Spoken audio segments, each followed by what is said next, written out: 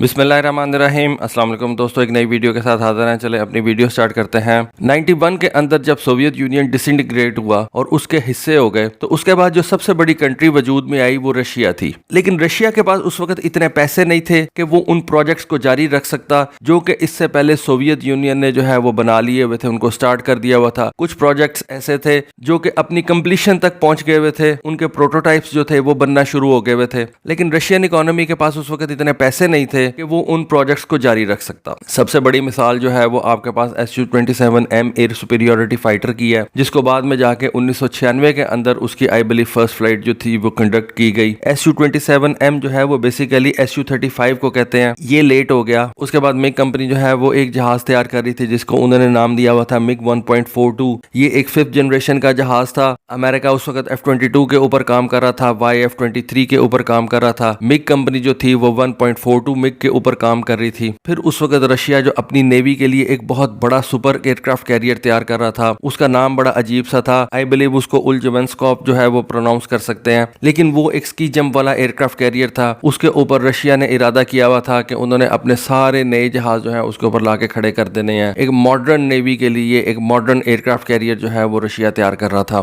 जब Soviet union टूटा तो उसके बाद ना मिग 1.42 बना, ना ये सुपर एयरक्राफ्ट कैरियर जो है वो रशिया तैयार कर सका। इन तमाम प्रोजेक्ट्स को उनको बंद करना पड़ा। फिर रशिया जो है एक T-95 टैंक के ऊपर काम कर रहा था, जिसकी गन जो थी वो अगर आप देखें तो काफी ज्यादा बड़ी थी। ऐसा लगता है जैसे एक सेल्फ प्रोपेल्ड आर्टिलरी की गन हो। T-90 टैंक के बाद इस T-95 टैंक को जो है वो स्टार्ट किया गया, लेकिन फिर ये प्रोग्राम भी जो है वो नहीं पूरा हो सका क्योंकि रशिया के पास पैसे नहीं थे इतने, और इतने बड़े मुल्क का दिफा करना कोई आसान काम नहीं था। फिर उन्होंने अपने जितने भी पैसे वो पूल कर सकते थे, उन्होंने बहुत से प्रोजेक्ट शेल्फ कर दिए और अपनी जो एग्जिस्टिंग फोर्स थी उसको मॉडर्नाइज करने के ऊपर जो है उन्होंने पैसा खर्च करना शुरू किया। लेकिन उस वक्त का जो सबसे मिस्टीरियस प्रोग्राम था ना, जिसको टर्मिनेट करना पड़ गया, जो कि सोवियत इरा के अंदर स्टार्ट किया गया था, वो था मिकोयान 701 हैवीवेट इंटरसेप्टर। अब इंटरसेप्टर के बारे में मैं आपको बता दूं कि ये जो सोवियत यूनियन था ना, या रशिया जो है, ये एक बहुत ही बड़ा मुल्क है। अगर ये इसकी स्ट्रेंथ है तो यही इसकी वीकनेस भी है। इतने बड़े मुल्क को आपने डिफेंड कैसे करना है? तो उसके लिए रशिया जो है या सोवियत यूनियन जो था वो इंटरसेप्टर जहाज बनाया करता था। डॉग फाइट वाले जहाज नहीं बनाता था, ये नहीं कि ये छोटे छोटे जहाज जो थे वो भी ठीक है तैयार करता था, लेकिन रशिया की एक बहुत बड़ी जरूरत इंटरसेप्टर की थी कि जो अमेरिकन बॉम्बर्स उसके कंट्री की तरफ आ रहे हैं एटम बम फेंकने के लिए या वैसे बमबारी करने के लिए, उन बॉम्बर्स को रोकने के लिए आप ये मिग 21 नहीं भेज सकते। आधा घंटा उड़ सकता है एक मिग 21, मिग 29 नहीं भेज सकते। इतने छोटे जहाज जो हैं इतने बड़े रशिया का जो है वो डिफेंड नहीं कर सकते। इनके अंदर इतना फ्यूल ही नहीं हो सकता। आपको हजारों की तादाद में तो ये एयर रिफ्यूलिंग टैंकर चाहिए होने थे, तो इतनी ज्यादा देर तो वैसे ही जो पायलट है वो कॉकपिट के अंदर नहीं रह सकता। तो फिर इस काम के लिए रशिया को बड़े बड़े जो है ये इंटरसेप्टर चाहिए थे। रशिया ने क्या किया कि उन्होंने मिग 25 फॉक्सबैट बनाया, दुनिया का सबसे फास्टेस्ट एवर कॉम्बैट जेट बनाया। मुझे पता है आप ये कहेंगे कि ये SR-71 सबसे फास्ट था, लेकिन वो कॉम्बैट जेट नहीं था, वो रिकॉनेसेंस प्लेन था। उसका काम ही सिर्फ रिकॉनेसेंस का था। और बड़े साल ये मिग 25 जो है ये चलता रहा। अमेरिका भी उस वक्त बड़े बड़े इंटरसेप्टर जो है वो बनाता था। तो मिग 25 के बाद रशिया ने ये मिग 31 फॉक्सहाउंड जो है उसको तैयार किया। ये अपने वक्त का बड़ा जबरदस्त जो है वो जहाज था। ये दुनिया का पहला जहाज था जिसके अंदर एक फेज अरे रेडार जो है वो लगाया गया। ये एक्टिव फेज अरे रेडार नहीं था, ये नहीं कि इसके अंदर AESA रेडार नहीं लगाया गया था। इसके अंदर एक पैसिव इलेक्ट्रॉनिकली स्कैन्ड अरे रेडार लगाया गया, ये नहीं कि PISA रेडार लगाया गया। और उस वक्त आप देख लें, उस वक्त कोई भी अमेरिकन जेट ऐसा नहीं था जिसके अंदर ये इलेक्ट्रॉनिकली स्कैन्ड अरे रेडार जो है वो लगाओ। मिग 31 पहला जहाज था जिसके अंदर इलेक्ट्रॉनिकली स्कैन्ड अरे रेडार जो है वो लगाया गया। ऑल्दो वो पैसिव इलेक्ट्रॉनिकली स्कैन्ड अरे रेडार था, लेकिन फिर भी ये एक बहुत बड़ी अचीवमेंट थी उस वक्त के हिसाब से। फिर उसके बाद ये जो मिग 31 है ये सुपर क्रूज भी कर सकता था। PISA रेडार होने की वजह से जो इसकी एयर टू एयर कैपेबिलिटी थी वो बहुत ज्यादा एनहांस कर गई थी। लेकिन सोवियत यूनियन को एक इससे भी बड़ा जहाज चाहिए था, क्योंकि आप अंदाजा ही नहीं कर सकते कि सोवियत यूनियन कितना बड़ा था। देखिए, सोवियत यूनियन जब टूटा तो उसके अंदर से ये यूक्रेन निकला, इतना बड़ा मुल्क है। उसके अंदर से ये कजाकिस्तान निकला, वो अपने अंदर एक बहुत बड़ा मुल्क है। उसके बाद रशिया इतना बड़ा मुल्क है जो कि अकेले सोवियत यूनियन के अंदर से निकला। तो सोवियत यूनियन की जो जरूरियात थी ना, वो ये मिग 25 और मिग 31 से पूरी नहीं हो सकती थी।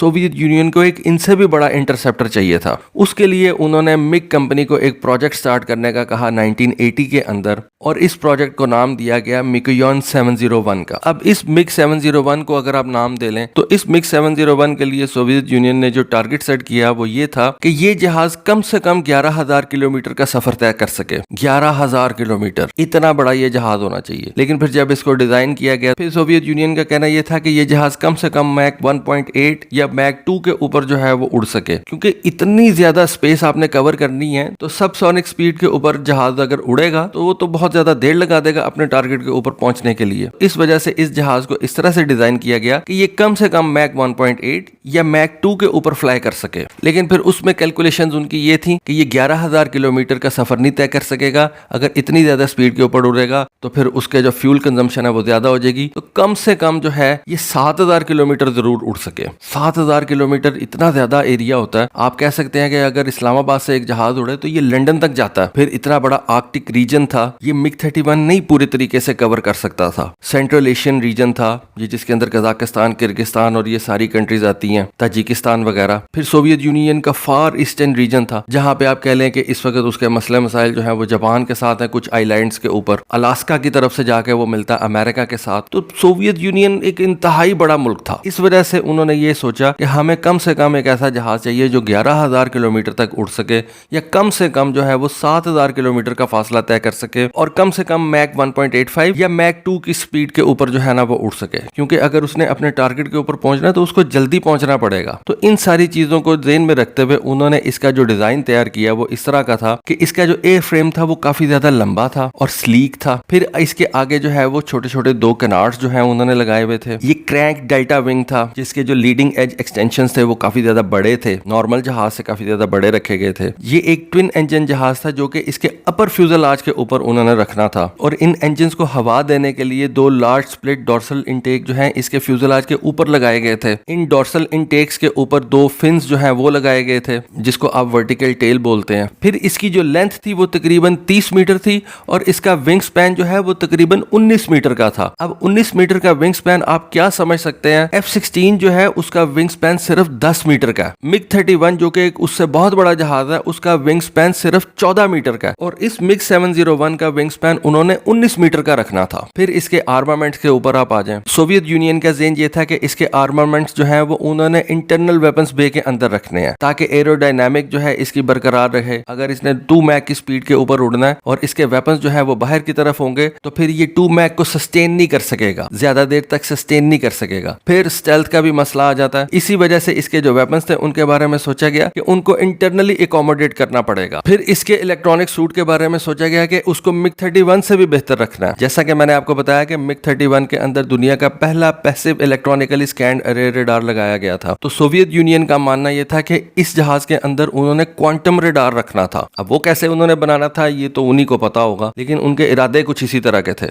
आपको ये पता होना चाहिए कि सोवियत यूनियन ने मिग 31 के अंदर इलेक्ट्रॉनिकली स्कैन्ड अरे रेडार लगाया था, और अमेरिका का पहला जहाज जिसके अंदर इलेक्ट्रॉनिकली स्कैन्ड अरे रेडार लगा हुआ था वो F-22 था, जो कि मिग 31 के कई साल बाद जो है वो बन के सामने आया था। तो उस वक्त रेडार की टेक्नोलॉजी के अंदर भी सोवियत यूनियन अमेरिका से थोड़ा आगे ही था, और इसी वजह से सोवियत यूनियन ये सोच रहा था कि उन्होंने मिग 701 के अंदर भी कोई ऐसा ही रेडार लगाना है जो कि अमेरिकन और यूरोपियन जहाजों के रेडार से ज्यादा बेहतर हो। फिर इसके आर्मामेंट्स की तरफ आप आ जाएं, इसके अंदर एयर टू एयर मिसाइल उन्होंने कौन सा लगाना था। देखें 1991 तक सोवियत यूनियन ने दुनिया का आप कह सकते हैं कि best air to air missile जो है ना उसको तैयार कर लिया था, R-37। अब इसको मैं बेस्ट क्यों कह रहा हूँ, देखें ये डिजाइन किया गया ही इंटरसेप्टर्स के लिए था, लॉन्ग रेंज मिसाइल था, 300 किलोमीटर इसकी रेंज थी। इस R-37 के अंदर जो वॉरहेड लगाया गया था वो कम से कम 60 kg का था। फिर ये एक्टिव रेडार गाइडेंस से जो है वो चलता था, और इस R-37 की जो सबसे बड़ी बात थी वो इसकी स्पीड थी। आज हम बात कर रहे हैं हाइपरसोनिक मिसाइल्स की। कोई भी ऐसा मिसाइल जिसकी स्पीड 5 मैक से ऊपर चली जाती है उसको हम हाइपरसोनिक मिसाइल कंसिडर करते हैं। R-37 की स्पीड जो थी वो उस वक्त 6 मैक रखी गई थी। तो ये एक hypersonic air to air missile Soviet Union ने बनाया था। आप अगर देखें कि इस वक्त दुनिया के जो बेस्ट मिसाइल समझे जाते हैं AIM-120 AMRAAM, उसकी स्पीड मैक 4 है। उसके बाद आप मीटियोर मिसाइल को देख लें, उसकी स्पीड मैक 4 है। ये जो R-37 था, इसकी उस वक्त स्पीड सोवियत यूनियन ने 6 मैक से ऊपर रखी थी। तो ये एक hypersonic air to air missile था। लेकिन फिर वही हुआ कि सोवियत यूनियन टूट गया, रशिया के पास इतने पैसे नहीं थे कि वो R-37 को कंटिन्यू कर सके। तो फिर R-37 को 2010 के करीब जो है ना जाके उन्होंने तैयार किया और इसको उन्होंने एक नया नाम दे दिया R-37M। जब भी सोवियत यूनियन या रशियन किसी भी डेजिग्नेशन के साथ M लगा देते हैं तो इसका मतलब होता है कि इसको उन्होंने मॉडर्नाइज कर दिया। तो ये डिले हो गया हुआ था, 2010 के करीब इन्होंने इसको दोबारा जो है वो इसके अंदर जान डाली और इसको R-37M का नाम दे दिया। तो MiG-701 जहाज के साथ उन्होंने ये R-37 मिसाइल जो है वो इंटीग्रेट करना था। लेकिन उस वक्त सोवियत यूनियन जो है वो अपने MiG-31 और MiG-25 के साथ R-40 मिसाइल जो है वो इंटीग्रेट करके चला रहा था। अब ये R-40 मिसाइल जो है, इसको अगर आप देखें तो ये भी अपने अंदर एक जिन था। इसकी रेंज के बारे में कहा जाता है कि इसकी रेंज तो बहुत ज्यादा नहीं थी, तकरीबन 80 किलोमीटर तक इसकी रेंज थी। मैक्सिमम स्पीड इसकी जो थी वो 4.5 मैक तक थी। गाइडेंस सिस्टम जो इसके अंदर लगाया गया था वो सेमी एक्टिव रेडार होमिंग था और MiG-25 MiG-31 के जरिए से इसको लॉन्च किया जा सकता था। लेकिन इसका भी एक बहुत बड़ा एडवांटेज था, इसका जो वॉरहेड का वेट था वो तकरीबन 100 kg के करीब था, यानी कि 40 से लेके 100 kg तक का वॉरहेड इस मिसाइल के अंदर लगाया जा सकता था। तो ये भी अपने अंदर एक जिन जो था वो सोवियत यूनियन ने तैयार किया हुआ था। और R-37 उसकी रेंज इससे बहुत ज्यादा थी, उसका वॉरहेड जो था वो उन्होंने थोड़ा सा कंट्रोल किया था, लेकिन उसकी रेंज बहुत ज्यादा उन्होंने रखी हुई थी। और खास तौर पे सोवियत यूनियन को उस वक्त पता चल चुका था कि अमेरिका जो है वो एक स्टेल्थ बॉम्बर के ऊपर काम कर रहा है, यानी कि B-2 स्पिरिट बॉम्बर के ऊपर काम कर रहा है। इस वजह से ये MiG-701 जहाज जो था ये और इंपॉर्टेंस इख्तियार कर गया था। लेकिन बाद में आपको पता है कि फिर पैसे खत्म हो गए, सोवियत यूनियन टूट गया, रशिया के पास पैसे ही नहीं थे, ये सारे जहाज जो हैं, ये सारे प्रोजेक्ट जो है उन्होंने खत्म कर दिए। इस वक्त सोवियत यूनियन के पास MiG-31 ही ऐसा जहाज है जो कि उसका एक लॉन्ग रेंज इंटरसेप्टर के तौर पे काम करता है। अब सोवियत यूनियन के बारे में समझा जा रहा है कि वो इसका कोई नया वर्जन तैयार कर रहा है। इसके ऊपर भी मैंने आपको वीडियो बना के दी थी। लेकिन कई एनालिस्ट ये कह रहे हैं कि रशिया एक नए इंटरसेप्टर के ऊपर काम कर रहा है और उसको उसने पाक DP का नाम दिया हुआ है, जो कि आने वाले दिनों के अंदर स्पेस वॉरफेयर के लिए भी इस्तेमाल किया जा सकेगा। अब ये क्या काम करेगा वो ये हमें नहीं पता, लेकिन डेफिनेटली MiG-31 के नए वर्जन के ऊपर रशिया जो है वो काम कर रहा है। तो दोस्तों ये थी आज की वीडियो, ये थी आज की इन्फॉर्मेशन। होपफुली आपको आज की वीडियो इन्फॉर्मेशन पसंद आई होगी। कमेंट सेक्शन में अपनी राय से जरूर आगाह कीजिएगा। आज के लिए बस इतना ही। Thank you. Allah Hafiz.